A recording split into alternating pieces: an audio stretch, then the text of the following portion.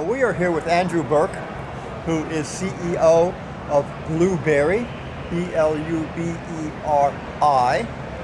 a games company. And Andrew, let's start off by allowing you to give us a bit of an overview on Bluberi and where you hope to take it.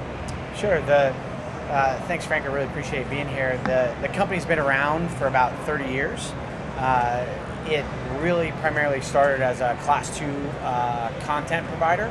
And so they struck a deal in the early 2000s with AGS actually to be their exclusive distributor in North America of Class 2 products. And so they created some of the really great legacy Class 2 titles, including Royal Reels, Cool Cats, Liberty 7s, many of which are still out in the market, and tried to make the leap over to the manufacturing side. And there are obviously similarities, but there's some differences. Right. Namely the capital required to sort of grow one of those businesses. And so, if you kind of fast forward to, when I started January 2020, we're owned by a private equity firm out of Toronto called Catalyst Capital. We have 120 employees, mostly Class 2, but doing some Class 3 stuff as well today. And full service manufacturer. So building our own cabinets, designing our own games, and selling them and leasing them. Private equity groups own companies to sell them. Yep. Is maybe going public someday in your future? I hope so. I'd like to start today and just get to the end of this year and then the next year. But I think sell means a lot of things, right? We could sell it to another private equity group. Right. We could take it public. Ultimately, my goal is to make value happen at this company, to generate value for our shareholders and for our employees and for our customers.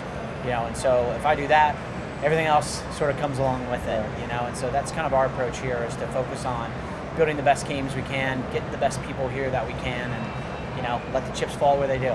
Right. Yeah. That's absolutely true. You can build value regardless of what the ownership is. That's right. So you've been at this, as you said, since January of 2020. What have you accomplished in that time, and what do you intend to accomplish with this company? It's always easier for me personally to focus on all the stuff we haven't done yet, but I'm really proud of the team, the way we came through the pandemic, which was, I think, challenging for all of us.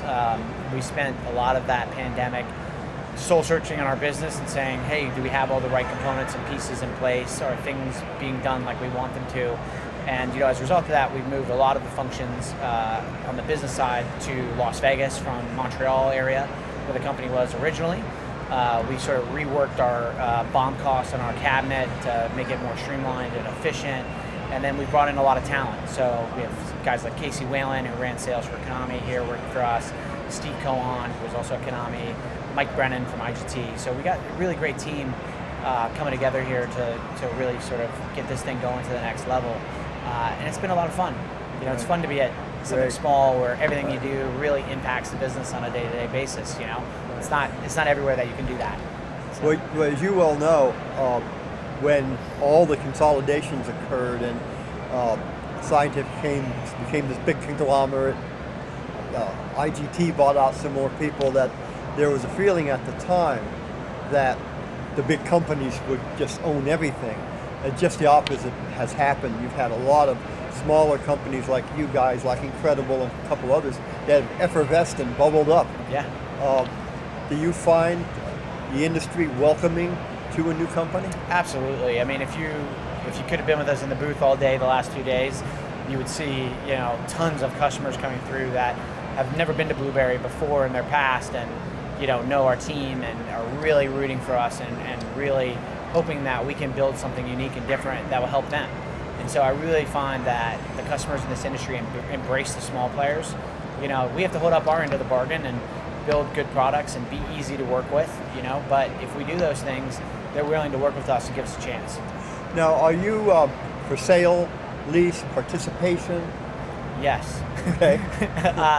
We have a big Class 2 business, which is primarily participation. That's obviously our preferred method. I've really learned over my career that you have to meet customers where they are.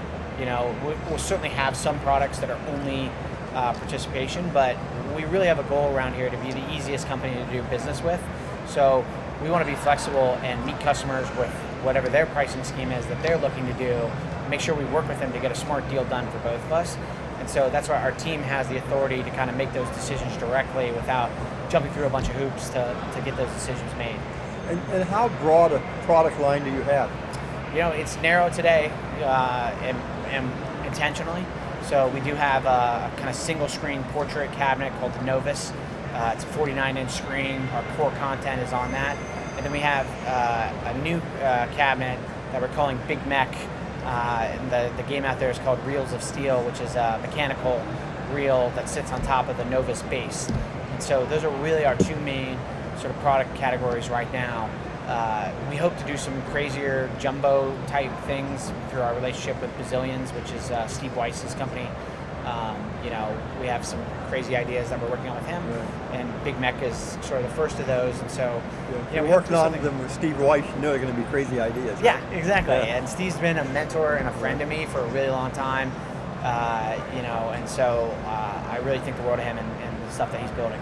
So, talking about maybe some near-term or current situations, you mentioned COVID, and one of the things COVID has done is create, or maybe it's the reaction to COVID that's created it, are supply chain disruptions. And how has Bluberi been affected, and how are you working through those? Yeah, significantly.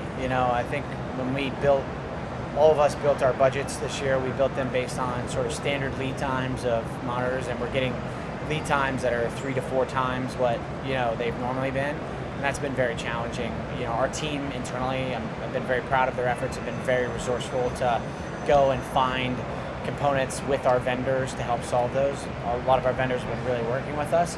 But I can tell you that me personally, I've learned more about supply chain and spent more time on supply chain for a guy that thought he knew something about it this year than ever before. And it's a constantly evolving situation that at first you get frustrated, but then you just adapt and say, okay, what's the new curveball today? Let's go figure it out. And we've done some creative things like engineering around parts that are obsolete, or finding new partners or new pathways to secure things. So I don't see things changing for the next at least 12 months.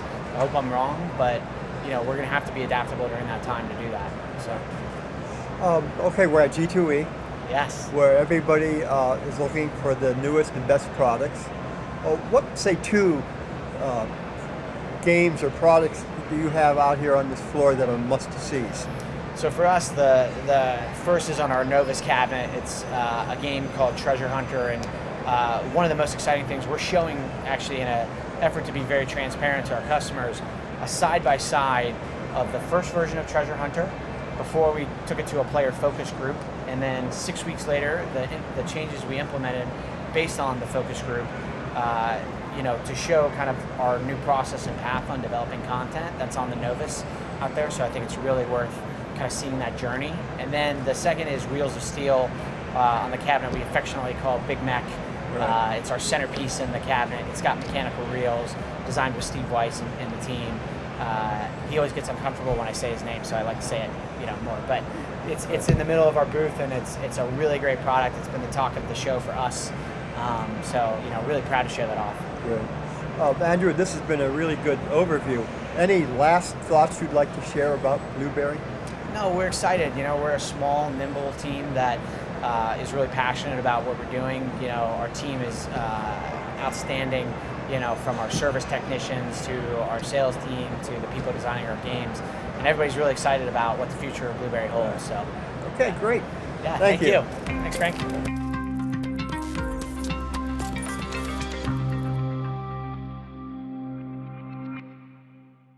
I'm Hannah Wilmarth, Senior Writer at Fantini Research, and I am here with Director of Product Management Christian Smith at Bluberi. Thanks, Hannah. So, hey, I'm here today to take you guys through a game that we just sent through our player focus group called Treasure Hunter. As you can see, I'm going to show 2 games today. This is a game that we sent to our player focus group. This is something new we're doing at Bluberi.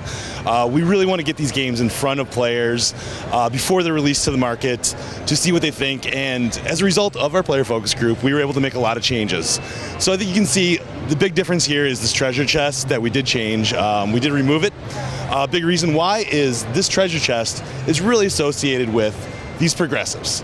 And when we put it in front of players, they didn't make the connection between this treasure chest and these progressives. So one of the big changes we made is we pulled the treasure chest out and we put in this pearl. And you can see the pearl really corresponds to these progressives up here, making it a lot cleaner, a lot easier for the players to understand. I think one of the other things that we really changed a lot is our wild symbol. We found out that our players didn't really understand the wild symbol. I'll see if I can find one here for you guys. So this is actually the wild. Most players thought it was a pill, if you can believe that. And so we changed that to a much more standard wild that you would see in most games. And let's see if we can get one here. So very standard wild, much easier to understand. So you can see some of the changes that we did make with this game, and I think it's really important to get that player perspective. From a gameplay perspective, what you can see on this game is I think this is as good artwork as you'll see in the industry right now. I do believe that this Kraken symbol that we'll see coming up here is one of the finest looking symbols. It's gold, it's regal, it's really exciting for the player. They know immediately to focus on that. Really, there's two collection features that are really important to this game, and I already mentioned these progressives up here. This is a persistent jackpot trigger. So we trigger it with a coin on reels 2, 3, or 4, and I'll go ahead and trigger one for you guys right now. And what's going to happen is we're going to spin this great looking wheel. We actually got 2 there. You can get up to 3, and these coins will start to fill in these jackpots. So it's a long-term persistent chase of the jackpots. So here we're 1 away now, and we get 1 more spin. You can also win free games, another addition that we made as a result of our player focus group. Let's see what we land. And the mini. So now we're a little bit closer. That's really going to inspire that player to continue to spin and continue to do this collection feature and chase. The other feature also involves a collection. It's in our free spins bonus. So in the free spins bonus, trigger it with 3 free spin symbols. And we're going to go to free games where you are going to be collecting that gold Kraken. Now, we did have the gold Kraken before.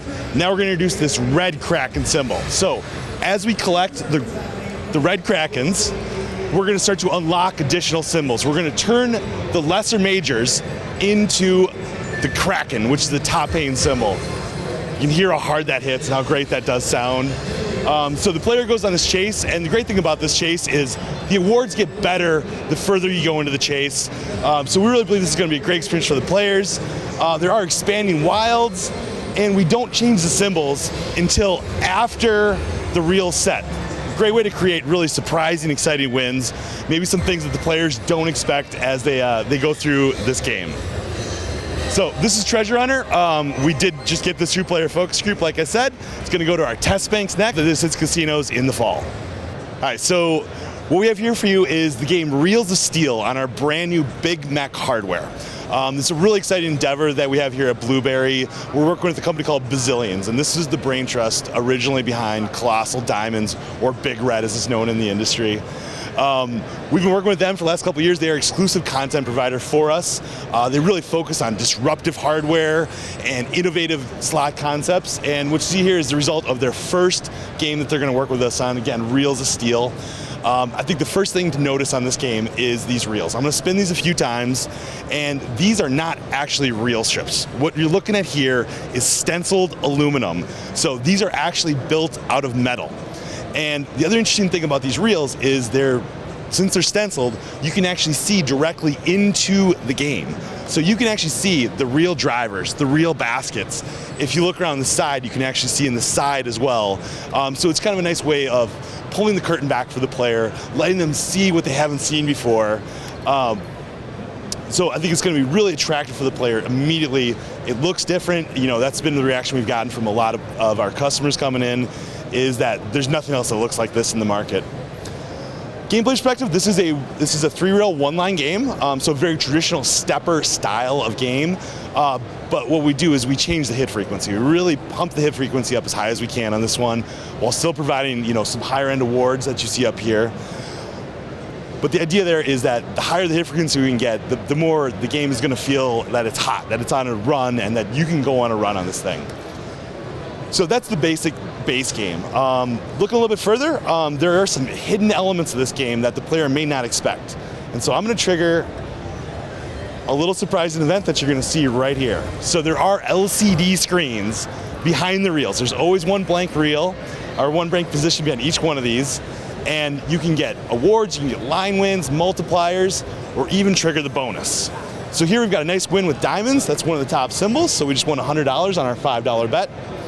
If we want to see one more bonus, I'll take you guys through a bonus. Again, it's triggered the same way with those hidden LCD screens behind the scenes there. And so we'll get a quick unveil here, and then we'll finish up with our bonus. Bonus is going to go into free games. You know, we do expect this game to have quite an impact and quite a presence on the floor.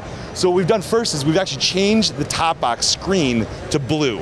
We want other players to see that somebody's in the bonus, and we want them to stop by, because again, this is such a unique experience. They've never seen anything like this before, and we want to find ways to advertise this to the rest of the floor. So here we are into the free games bonus. When you're in here, again, it's line wins. There's an opportunity to re-trigger to get more free games. Or there's even a cash on reels feature that will just show credits behind these LCDs, and it's going to be just win what you see. So a lot of variety once you get in the bonus, a lot of excitement, and again, I think this will create a great buzz on the casino floor.